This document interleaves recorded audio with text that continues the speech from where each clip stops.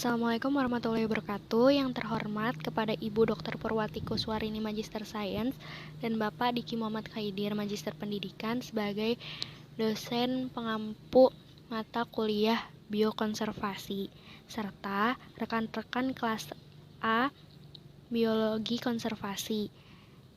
Kami dari kelompok 3 akan menjelaskan mengenai biodiversity conservation and climate change.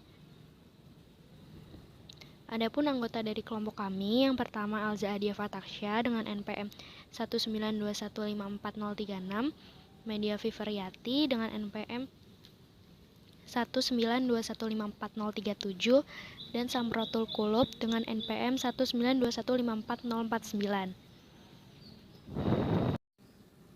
Baik, untuk materi pertama mengenai iklim dan perubahan iklim akan dijelaskan oleh saya.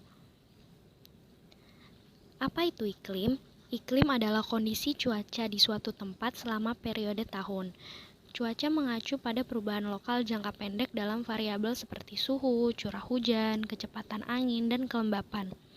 Cuaca terus berubah, tetapi berubah dalam rentang norma, siklus, atau fluktasi historis yang jangka panjang yang dapat diprediksi.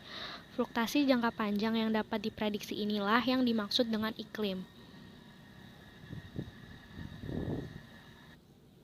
Selanjutnya ada perubahan iklim. Perubahan iklim adalah perubahan secara signifikan pada iklim, suhu, udara, dan curah hujan selama periode waktu yang panjang, mulai dari dasawarsa hingga jutaan tahun. Perubahan iklim merujuk pada variasi rata-rata kondisi iklim suatu tempat atau pada variabilitasnya yang nyata secara statistik untuk jangka waktu yang panjang. Selain itu juga diperjelas bahwa perubahan iklim mungkin karena proses alam internal maupun ada kekuatan eksternal atau ulah manusia yang terus-menerus merubah komposisi atmosfer dan tata guna lahan.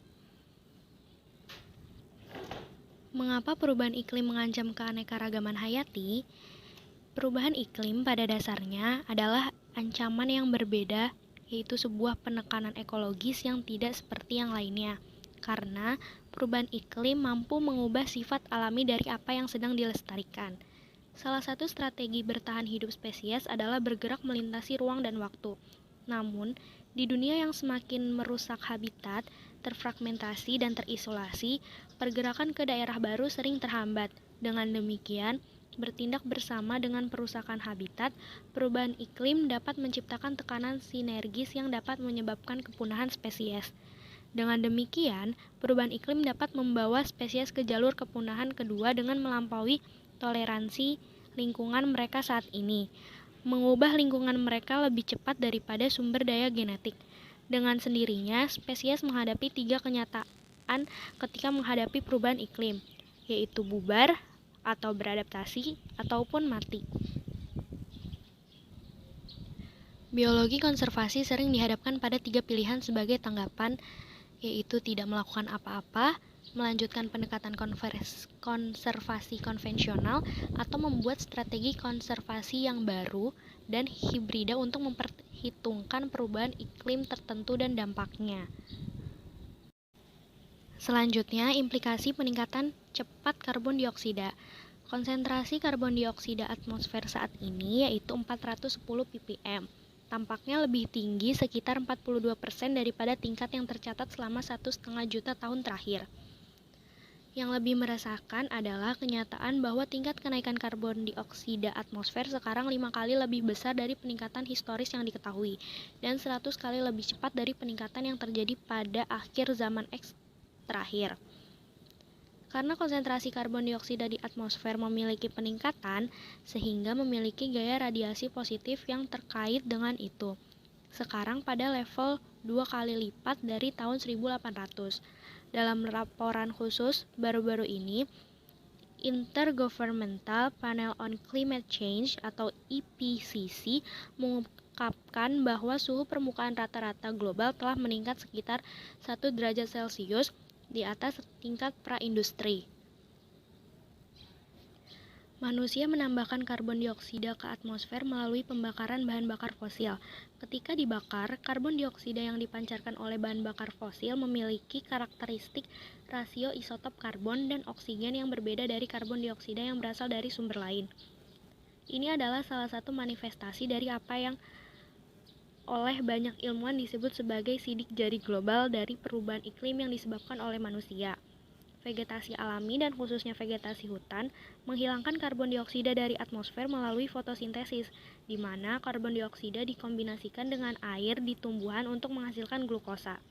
Tumbuhan seperti hewan juga yang melepaskan karbon dioksida kembali ke atmosfer, tetapi efek keseluruhannya adalah menghilangkan lebih banyak karbon dioksida melalui fotosintesis daripada yang dilepaskan melalui respirasi, sehingga bertindak sebagai penyerap karbon. Ketika manusia menebangi hutan dan jenis komunitas vegetasi utuh lainnya, efek bersihnya adalah mengurangi kapasitas penyisihan karbon tersebut.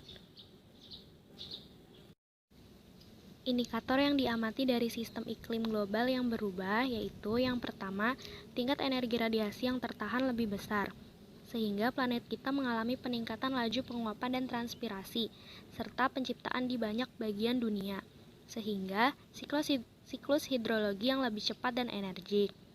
Yang kedua, meskipun curah hujan meningkat, di banyak bagian dunia, daerah yang historisnya kering menghadapi kondisi kekeringan yang lebih ekstrim.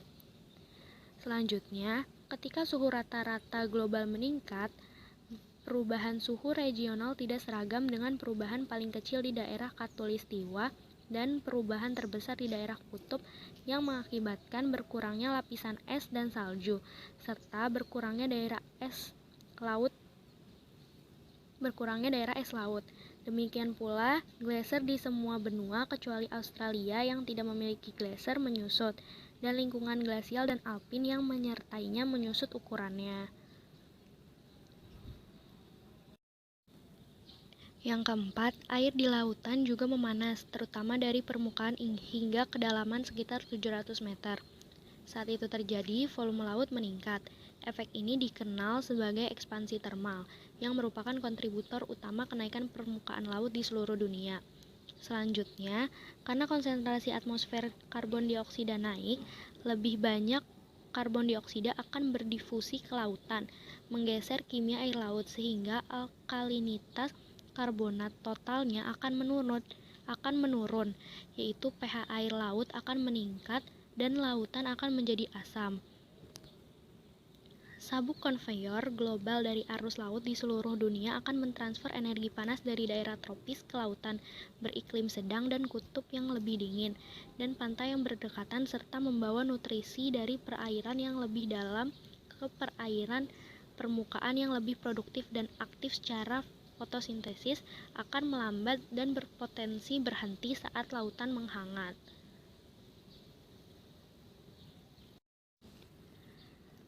Tanggapan umum ekologis terhadap perubahan iklim saat ini. Perubahan iklim kemungkinan akan meningkatkan jumlah target konservasi, baik melalui perubahan wilayah perencanaan maupun dengan meningkatkan jumlah spesies yang terancam. Respon spesies terhadap perubahan iklim baru-baru ini, yang pertama, perubahan fenologis atau majunya peristiwa musim semi. Yang kedua ada interaksi lintas trofik yang meningkatkan asinkron dalam sistem predator mangsa dan serangga tanaman. Perubahan iklim menyebabkan pergeseran dalam siklus reproduksi dan pertumbuhan organisme. Pada tumbuhan, misalnya masa perbungaan dipengaruhi oleh suhu tertentu. Pemanasan global dapat membuat tumbuh-tumbuhan tertentu berbunga lebih cepat, sementara serangga-serangga pembantu penyerbukan belum siap sehingga siklus reproduksinya terganggu. Dan selanjutnya ada kepunahan, khususnya untuk spesies terbatas jangkauan. Sekian materi dari saya. Untuk materi selanjutnya akan disampaikan oleh Media Viveriati. Kepadanya saya persilahkan. Baik, di sini saya Media Viveriati akan melanjutkan pembahasan materi mengenai pergeseran rentang dan perubahan kelimpahan lokal. Nah, perubahan iklim ini akan berdampak pada perubahan suhu. Terjadinya perubahan iklim akan mengakibatkan adanya pergeseran rentang atau lokasi habitat suatu spesies dan juga mengakibatkan terjadinya perubahan kelimpahan lokal pada area tersebut. Nah, diketahui berdasarkan analisis latitudinal atau analisis garis lintang, spesies telah berpindah dari khatulistiwa ke lintang yang lebih tinggi dengan kecepatan 16,9 km per dekade dengan rata-rata jarak perpindahannya yaitu 11 meter per dekade. Sebagaimana diketahui bahwa garis lintang ini berpengaruh terhadap suhu. Semakin tinggi posisi garis lintang, maka suhu wilayah itu akan semakin rendah. Sebaliknya, semakin rendah garis lintang atau semakin dekat suatu wilayah ke garis khatulistiwa, maka suhu wilayah tersebut akan semakin tinggi atau semakin hangat. Nah, dalam hal ini berarti spesies yang ada di garis khatulistiwa ini mengalami proses peningkatan suhu yang lebih memanas sehingga mengakibatkan spesies tersebut menjauhi dari garis khatulistiwa. Kemudian yang selanjutnya, laut menyimpan panas lebih lama dibandingkan dengan daratan. Pemanasan global meningkatkan suhu di lautan. Hal ini berakibat pada distribusi ikan di laut. Nah, para ahli berpendapat bahwa menurunnya suplai makanan bagi para ikan akibat pemanasan global menjadi salah satu penyebab utamanya. Ketika air laut menghangat, maka oksigen yang terlalut juga akan lebih sedikit daripada air yang lebih dingin, sehingga lautan, muara, sungai, ataupun danau mengalami proses yang dikenal dengan deoksigenasi.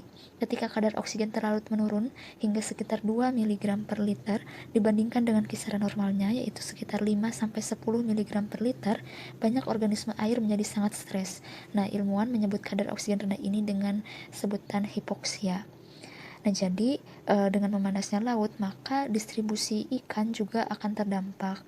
Mungkin ada ikan yang pindah ke permukaan ataupun pindah ke lautan di bagian dalam untuk melindungi dirinya dan untuk mempertahankan eksistensi kehidupannya. Ataupun bahkan ada yang mengalami kepunahan.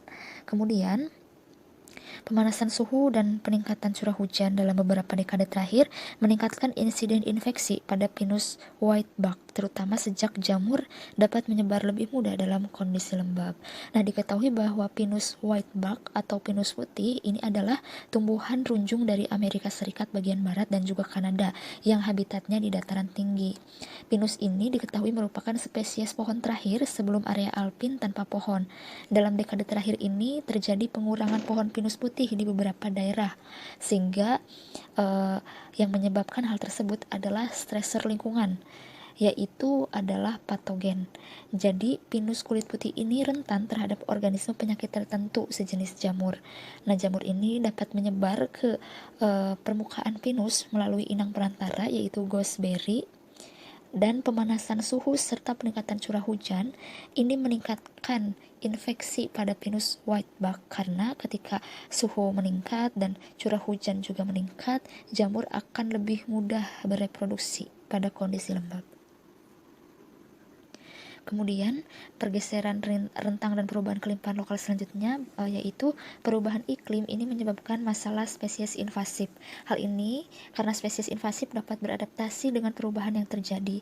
Dampak ini termasuk efek kompetitif di mana spesies invasif mengurangi sumber daya yang tersedia untuk spesies asli.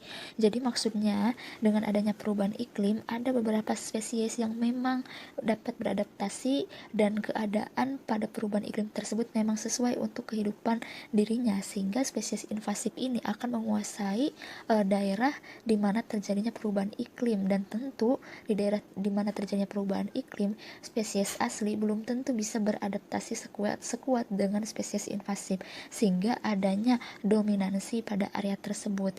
Kemudian perubahan iklim antropogenik yang cepat dapat merugikan spesies yang tidak dapat dengan cepat memperluas jangkauannya ke wilayah baru yang cocok, seperti tanaman dengan waktu generasi yang lama.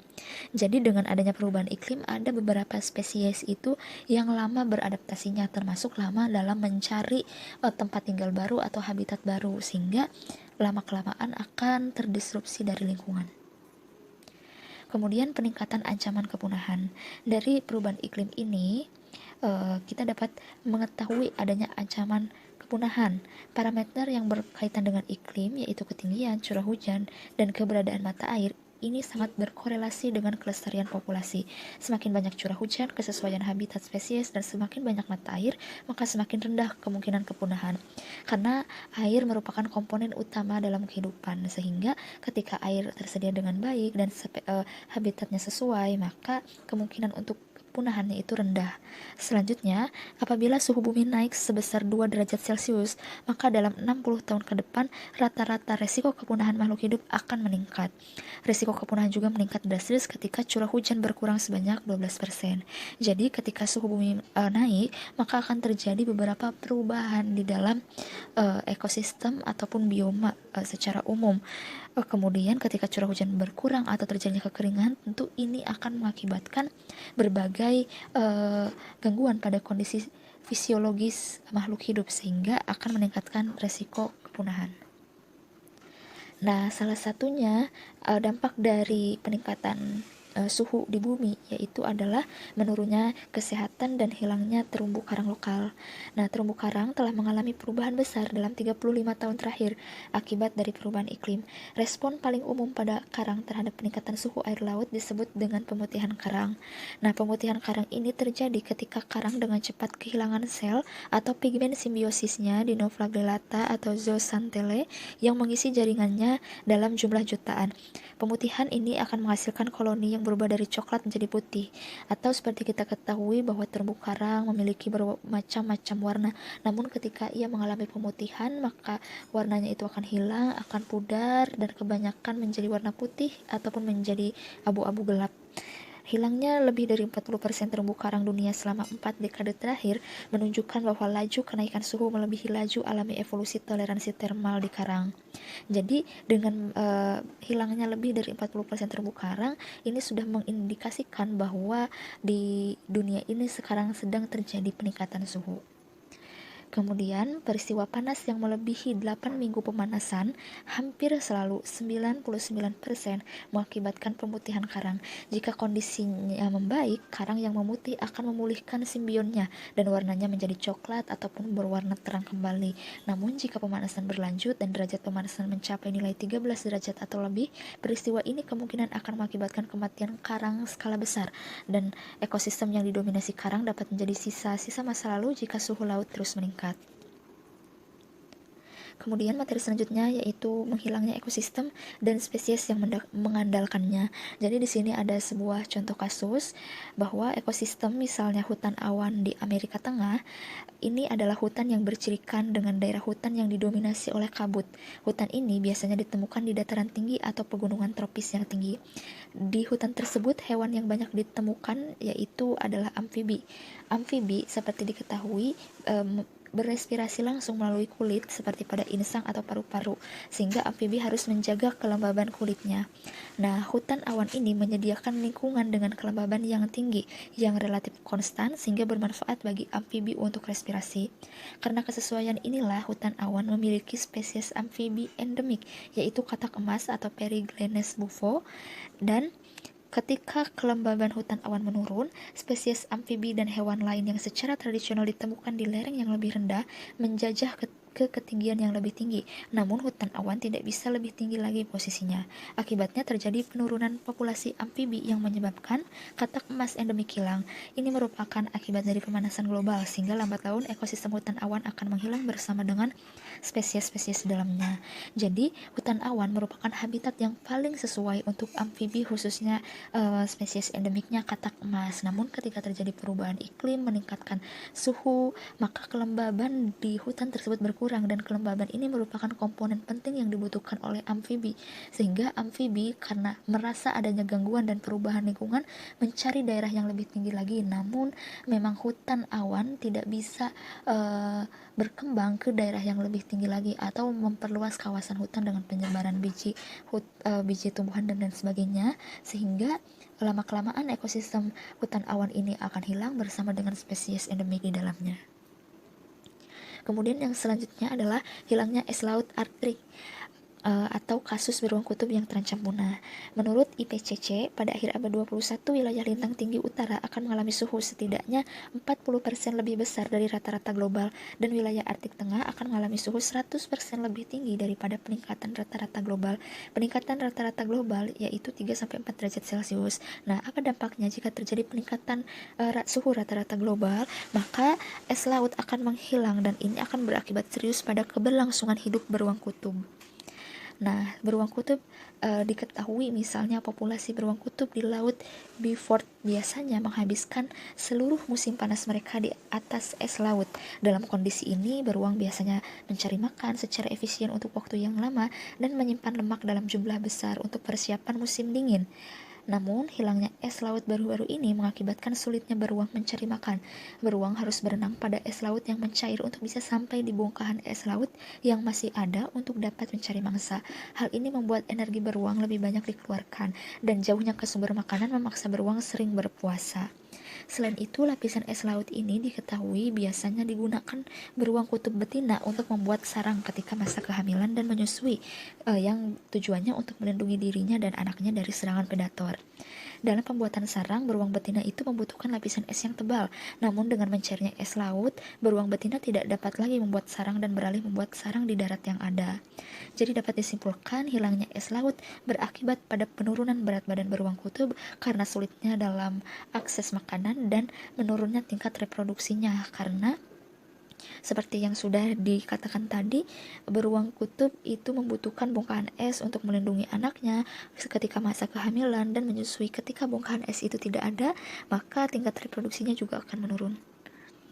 Kemudian materi selanjutnya yaitu alat dasar untuk menilai dampak iklim di masa depan. Penilaian perubahan iklim sebagian besar itu berfokus pada komponen kerentanan dan keterpaparan. Paparan merupakan tingkat perubahan iklim yang mungkin dialami oleh suatu spesies ataupun di suatu lokasi. Tingkat atau besarnya perubahan memberikan indikasi seberapa mengganggunya perubahan tersebut bagi ekosistem. Nah, ini merupakan tabel dari kerangka kerja untuk mendeskripsikan penilaian terhadap perubahan iklim secara jelas dan khusus. Jadi pada tabel ini kita bisa memilih suatu objek kategori, misalnya yang mana yang akan kita prioritaskan, dan kita juga bisa memilih tingkat taksonominya, yaitu ada subpopulasi, jenis, ataupun kelompok taksonomi yang lebih tinggi, ataupun beberapa kelompok taksonomi yang lebih tinggi. Kemudian kita bisa memilih spasial fokusnya, yaitu bisa situs tunggal, ataupun situs yang membentuk jaringan, atau rentang subpopulasi, atau seluruh rentang takson atau grup taksonomi, kemudian wilayah geografis yang ditentukan secara politis. Kemudian kita juga bisa menentukan waktunya, misalnya untuk sekarang, ataupun 5 tahun, ataupun untuk 20 tahun, 50 tahun, ataupun 100 tahun. Nah, jadi kita bisa memilih kategori mana, misalnya berapa banyak, siapa, di mana, kapan, dan apa yang hilang. Jadi dengan ada kerangka kerja ini, kita bisa menilai kerentanan perubahan iklim itu secara fokus dan jelas. Jadi kita bisa menentukan berapa banyak misalnya subpopulasi di situs yang tunggal pada waktu 5 tahun, misalnya seperti itu. Jadi ada kerangka kerjanya. Kemudian selain itu, alat untuk mengukur atau menilai dampak iklim di masa depan dikenal ada istilah amplop bioklimat. Nah, setiap spesies melacak ceruk iklimnya melalui ruang dan waktu dalam menghadapi kondisi iklim yang berubah. Misalnya migrasi burung adalah bentuk pelacakan relung iklim yang digunakan untuk mengatasi variasi iklim musiman.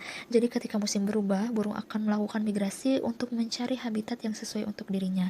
Nah, ini merupakan pelacakan ceruk iklim. Jika seseorang dapat dengan tepat menentukan ceruk iklim suatu spesies dan dapat memprediksi bagaimana iklim akan berubah dari waktu ke waktu dalam rentang historisnya, seseorang dapat memproyeksikan apa yang akan terjadi pada distribusi suatu spesies sebagai perubahan iklim, dan apakah suatu spesies ini harus bermigrasi agar tetap berada dalam toleransi iklimnya. Nah, model amplop bioklimat dikenal sebagai model relung ekologi. model kesesuaian habitat atau model distribusi spesies.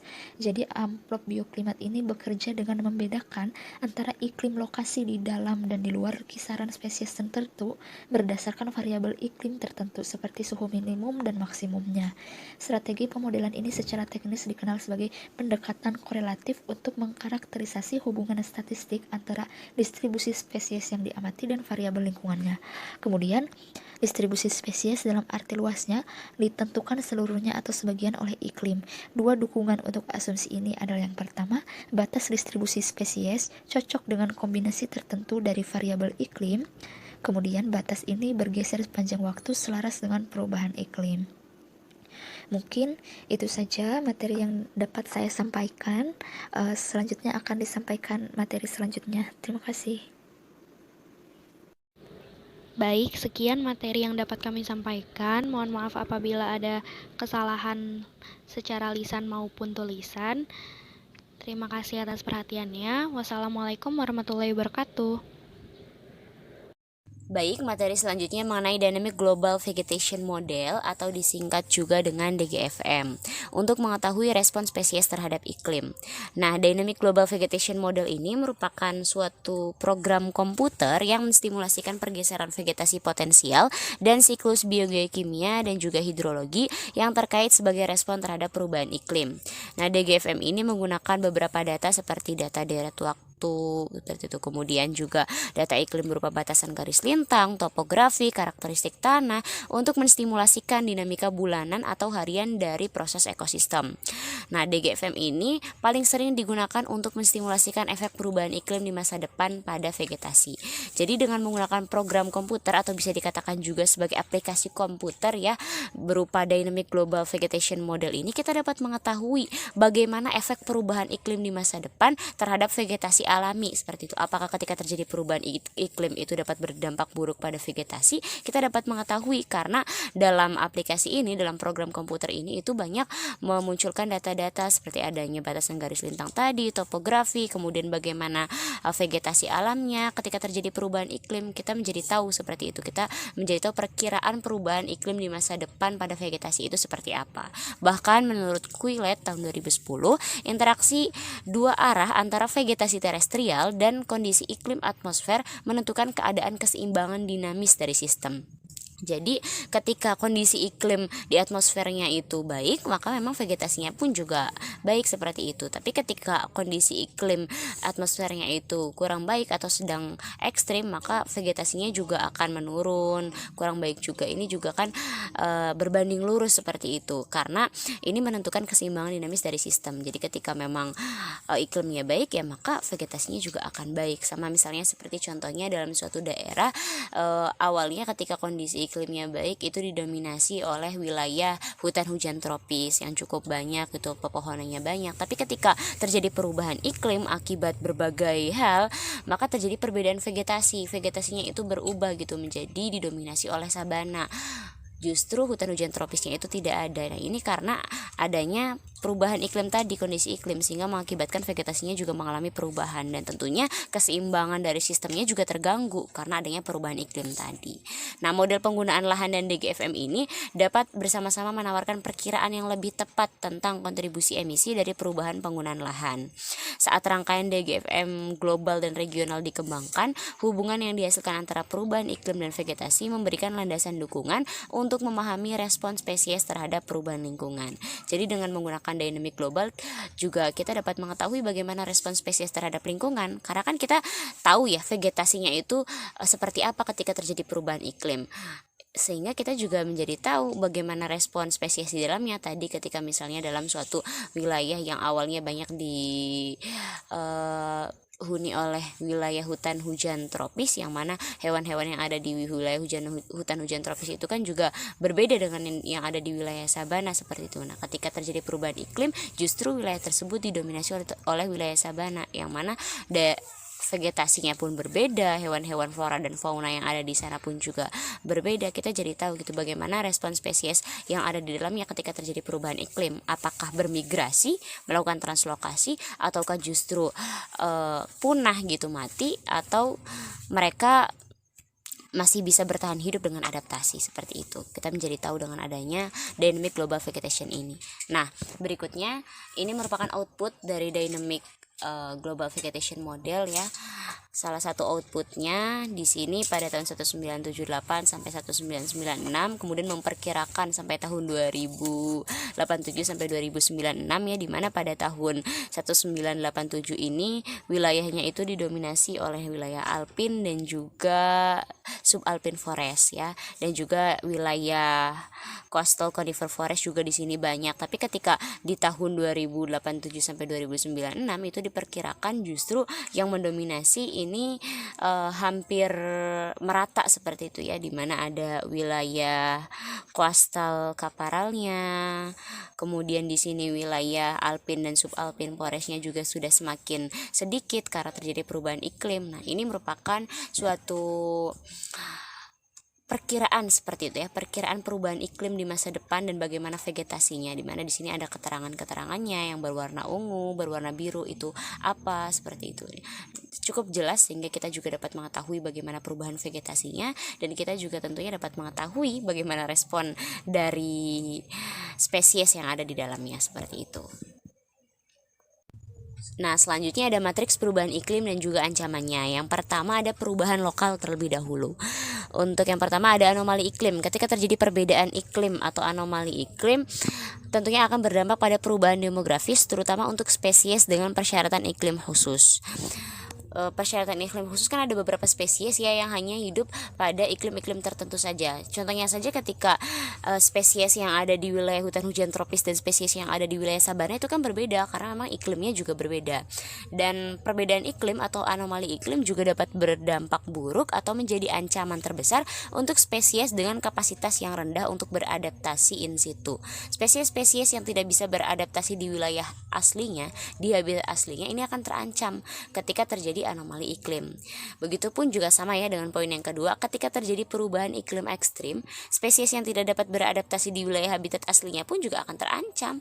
Ya, dengan begitu mereka harus melakukan translokasi ataupun migrasi seperti itu, dan bisa juga kita melakukan pelestariannya agar spesies yang ada di situ tidak punah, itu dengan melakukan pelestarian ex situ, yakni pelestarian di luar habitat aslinya agar tidak terancam kepunahannya. Kemudian yang ketiga ada perubahan iklim. Ketika terjadi perubahan iklim tentu perubahan musim, maksudnya ketika terjadi perubahan musim tentu ini akan berdampak buruk juga pada spesies-spesies yang khusus tadi gitu. Ketika terjadi perubahan musim kan terkadang terjadi perubahan suhu juga, iklimnya berbeda juga seperti itu. Ini akan menjadi salah satu ancaman juga. Kemudian selanjutnya ada perubahan regional. Nah, perubahan regional ini yang pertama ada kecepatan perubahan iklim.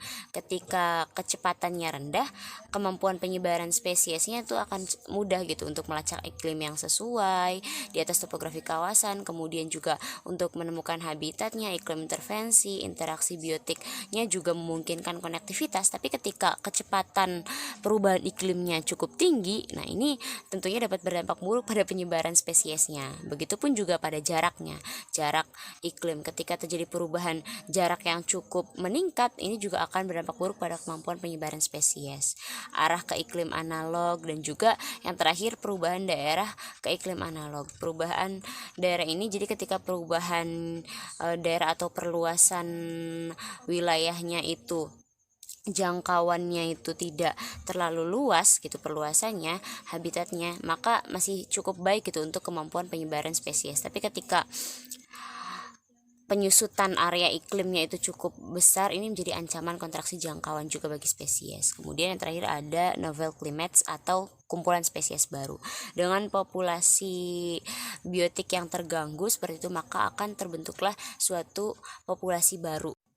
Selanjutnya ada strategi konservasi di saat perubahan iklim. Konservasi sendiri itu kan merupakan suatu bentuk perlindungan terhadap spesies agar tidak terjadi kepunahan. Salah satunya di sini akibat perubahan iklim. Sehingga kita harus tahu bagaimana strateginya. Selain strategi yang biasa kita lakukan seperti strategi pelestarian in situ dan juga pelestarian ex situ, yakni pelestarian di dalam habitat aslinya dan juga di luar habitat aslinya, ada beberapa cara yang bisa kita ambil juga terutama di saat yang seperti ini, di zaman yang seperti ini. Di antaranya yang pertama itu di luar pendekatan konservasi tradisional. Ada yang pertama itu dengan menggunakan sistem informasi geografis atau SIG. Ini merupakan suatu aplikasi perangkat yang khusus untuk mengakses, memvisualisasikan, memanipulasi, menganalisis data geospasial. Data geospasial ini tentunya penting untuk kita mengetahui bagaimana pemetaan suatu daerah, bagaimana garis lintangnya, iklimnya bagaimana, sehingga kita dapat mengetahui juga perubahan iklim dalam suatu daerah itu seperti apa. Nah, aplikasi-aplikasi informasi geografis ini diantaranya itu yang di dalamnya juga bisa kita akses bagaimana perubahan iklim di dalamnya. Ini ada beberapa aplikasi yang saya cantumkan di sini. Ada yang pertama itu aplikasi Negosiator, yang ini merupakan portal di mana ini tuh memberikan suatu informasi tentang keadaan iklim di belahan dunia seperti itu. Nah, aplikasi ini tuh mengakses ke agenda, dokumen, berita, peringatan, dan juga memberikan gambaran yang komprehensif tentang apa yang akan terjadi gitu, tentang cuaca iklim di suatu belahan dunia ini bisa diakses dengan menggunakan aplikasi Negosiator ini. Kemudian yang kedua yang memiliki logo atau gambar beruang, ini nama aplikasinya itu WWF Together. Nah, aplikasi ini tuh dibuat oleh World Wildlife Fund, yang mana ini itu di dalamnya itu berisi membagikan cerita mengenai spesies yang paling terkena dampak perubahan iklim. Dan begitu kan kita menjadi tahu ya spesies apa saja yang perlu kita lakukan strategi konservasinya dengan menggunakan aplikasi WWF Together ini. Nah, informasi selain itu juga di dalamnya itu ada informasi berupa bentuk audiovisualnya, kemudian juga menyajikan berita terkini tentang hewan liar yang tentunya terancam seperti itu terhadap perubahan iklim yang terjadi dalam suatu daerah. Kemudian selanjutnya itu ada aplikasi Skeptical Science. Nah, Skeptical Science ini juga sama, merupakan suatu aplikasi yang digunakan untuk mengetahui iklim dalam suatu daerah seperti itu, bagaimana iklimnya, sehingga kita dapat menentukan bagaimana strategi konservasi yang tepat. Nah, ini tuh juga di dalamnya itu ada grafiknya, sangat lengkap seperti itu di aplikasi Skeptical Science ini. Kemudian yang terakhir ada aplikasi atau software Earth Now. Software Earth Now ini merupakan suatu aplikasi visualisasi NASA ya. Aplikasi ini sangat menarik, benar-benar sangat menarik karena informasi yang disajikan itu dalam bentuk 3 dimensi, dimana menggambarkan kondisi iklim seperti nyata seperti itu di dalam aplikasi ini. Warna-warna yang ditampilkan juga menunjukkan kekuatan dari kondisi lingkungan tertentu. Aplikasi ini benar-benar sangat representatif untuk kita mengetahui bagaimana kondisi iklim dalam suatu daerah, sehingga kita dapat mengetahui secara jelas gitu dampak nyatanya itu seperti apa gitu. Nah, selanjutnya ada strategi filter halus dan filter kasar. Filter kasar ini lebih kepada bentang alamnya, jadi mengacu pada konservasi ekosistem alami yang layak dan tangguh. Filter ini dikembangkan dari mosaik bentang alam yang terdiri dari jalur buatan dan fokus pada fitur-fitur dari bentang alam yang sangat penting untuk fungsi kehidupan spesies. Jadi bisa dikatakan sebagai suatu bentuk konservasi ya, suatu bentuk konservasi di mana ini tuh memanfaatkan bentang alamnya. Jadi seperti kawasan lindung yang memang digunakan untuk konservasi spesies seperti itu, karena memang jalur buatannya fokus pada fitur-fitur bentang alamnya itu cukup baik seperti itu, sehingga memang tepat digunakan untuk spesies-spesies yang terancam pada saat adanya perubahan iklim. Kemudian yang kedua, filter halus. Ini lebih terfokus pada spesiesnya, sehingga disebut juga dengan konservasi spesies. Fokus pada spesies yang memang terancam pada saat terjadinya perubahan iklim, ini lebih berfokus ke situ, di mana konservasi spesies ini menyeratkan kesadaran akan pentingnya melestarikan berbagai interaksi antar spesies fokus dan juga spesies lainnya yang berkaitan dengan hal itu. Ini menyadarkan kita gitu bahwasanya banyak spesies-spesies yang terancam punah akibat adanya perubahan iklim, sehingga kita memang harus ada strategi seperti itu. Selanjutnya ada inisiatif kebijakan untuk perubahan iklim dan konservasi. Respon konservasi terhadap perubahan iklim ini membutuhkan 2 komponen. Yang pertama itu mengadaptasi strategi konservasi untuk mengelola keanekaragaman hayati yang dinamis dan mengurangi dampak keseluruhan dari perubahan iklim. Sedangkan yang kedua, ini melibatkan pembuatan kebijakan untuk mengambil tindakan untuk mengurangi emisi gas rumah kaca ke tingkat yang akan membuat perubahan biologis dapat dikelola. Nah, ini sangat penting ya, pembuatan kebijakan ini karena mengingat efek rumah kaca yang sampai saat ini masih terus meningkat, dan itu tentunya akan berdampak buruk terhadap perubahan iklim dan berdampak buruk juga terhadap biodiversity atau keanekaragaman hayati yang ada di dunia ini. Nah, strategi kedua ini telah diwujudkan dalam perjanjian Prancis tahun 2015, di mana instrumen global utama untuk mencoba mengatur emisi karbon sekarang ditandatangani oleh 195 negara dan diratifikasi oleh 185 di seluruh dunia. Perjanjian tersebut bertujuan untuk membatasi emisi karbon secukupnya untuk menjaga pemanasan global. Perjanjian Perancis ini didasarkan pada konvensi kerangka kerja PBB tentang perubahan iklim dan bekerja untuk mengatasi beberapa tantangan yang disajikan dalam perjanjian sebelumnya seperti protokol Kyoto. Selanjutnya ini ada emisi gas rumah kaca. Mengapa emisi gas rumah kaca ini benar-benar sangat berpengaruh seperti itu ya terhadap global kita, terhadap perubahan iklim kita itu bagaimana. Yang pertama itu ketika suhu buminya itu meningkat, ini tentunya menyebabkan kondisi hutan menjadi lebih kering, salju berkurang, populasi hambanya bertambah, dan musim kebakaran yang lebih panjang. Ketika musim panasnya panjang, tentunya dapat berdampak terhadap kebakaran hutan dan lain sebagainya. Ketika terjadi kebakaran, area yang terbakar ini menjadi lebih luas dan menyebabkan lebih banyak tanaman yang kering dan mati, sehingga lahannya itu menjadi lebih rentan terbakar. Dari sini saja ini sudah mengurangi vegetasi ya, dari banyaknya pohon yang terbakar dan lain sebagainya. Kemudian ditambah lagi emisi dari kebakaran tadi itu kan mengakibatkan banyaknya karbon gitu meningkat ketika kebakaran terjadi di kawasan yang luas, durasi yang lebih lama, dan frekuensi yang lebih sering. Nah, lebih banyak karbon di atmosfer sehingga mempercepat kenaikan suhu, mengakibatkan emisi. Terlebih lagi banyaknya efek-efek rumah kaca yang mengakibatkan semakin panas cuaca yang ada di muka bumi ini berdampak buruk terhadap vegetasi, baik itu flora faunanya. Ini sangat berdampak buruk sehingga memang diperlukan suatu kebijakan seperti itu terhadap adanya pengurangan emisi rumah kaca, gas emisi rumah kaca ini.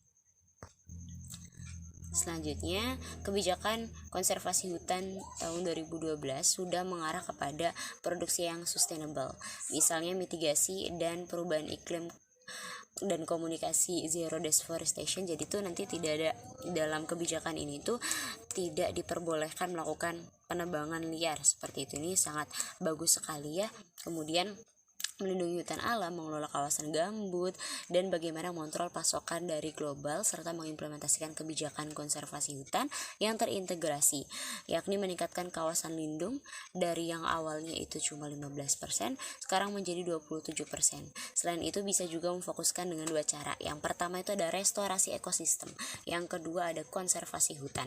Restorasi ekosistem ini merupakan upaya pengambilan kondisi hutan dengan tujuan memperoleh kembali keanekaragaman hayati, struktur, dan lainnya di hutan produksi. Untuk mengatur pola pengelolaan kawasan hutan produksi melalui restorasi ekosistem, Departemen Kehutanan ini telah menerbitkan Permenhub nomor SK 159/Menhub 2/2004 tentang restorasi ekosistem di kawasan hutan produksi, yang kemudian diperbaharui kembali seperti itu ya, menjadi nomor P61 Menhub 2/2008. Kemudian yang kedua ada konservasi hutan. Berdasarkan Undang-Undang Nomor 41 Tahun 1999 tentang Kehutanan, hutan konservasi ini didefinisikan sebagai kawasan hutan dengan ciri khas tertentu yang mempunyai fungsi pokok pengawetan keanekaragaman tumbuhan dan satwa serta ekosistemnya. Di mana konservasi sendiri itu ada 3 sebenarnya tujuan utama dari konservasi itu. Yang pertama itu ada perlindungan, kemudian pelestarian, yang mana ada pelestarian in situ dan juga ex situ. Seperti yang kita tahu, pelestarian in situ adalah usaha pelestarian alam yang dilakukan dalam habitat aslinya, sedangkan ex situ ini merupakan usaha pelestarian alam yang dilakukan di luar habitat aslinya. Dan dalam usaha pelestarian keanekaragaman hayati ini perlu dilakukan konservasi in situ dan ex situ seperti itu untuk mencegah terjadinya kepunahan satwa langka. Bahkan konservasi keanekaragaman hayati di Indonesia ini juga telah diatur dalam Undang-Undang Nomor 5 Tahun 1990 tentang konservasi sumber daya, dan juga pada Undang-Undang Nomor 23 Tahun 1997 tentang pengelolaan lingkungan hidup berdasarkan atas 3 hal, yaitu tanggung jawab, keberlanjutan, dan juga kebermanfaatan seperti itu. Dan yang ketiga itu ada pemanfaatan gitu. Dan kemudian mengenai hutan konservasi ya, dimana hutan konservasi ini terdiri dari dua, ada kawasan hutan suaka dan juga kawasan hutan pelestarian alam. Kawasan hutan suaka ini hutan dengan ciri khas tertentu gitu, jadi mempunyai fungsi pokok sebagai kawasan pengawetan keanekaragaman tumbuhan dan juga satwa yang ada di situ, kemudian juga berfungsi sebagai wilayah sistem penyangga kehidupan. Sedangkan yang kedua mengenai kawasan hutan pelestarian alam, ini merupakan hutan dengan ciri khas tertentu juga, mempunyai fungsi pokok perlindungan sistem penyangga kehidupan juga, pengawetan keanekaragaman jenis tumbuhan dan satwa, serta pemanfaatan secara lestari sumber daya alam hayati dan ekosistemnya. Taman Buru adalah kawasan hutan yang ditetapkan sebagai tempat wisata berburu. Seperti itu contohnya itu ada taman buru seperti itu. Mungkin itu saja dari kelompok kami, kurang lebihnya mohon maaf. Wabillahi taufiq wal hidayah. Wassalamualaikum warahmatullahi wabarakatuh.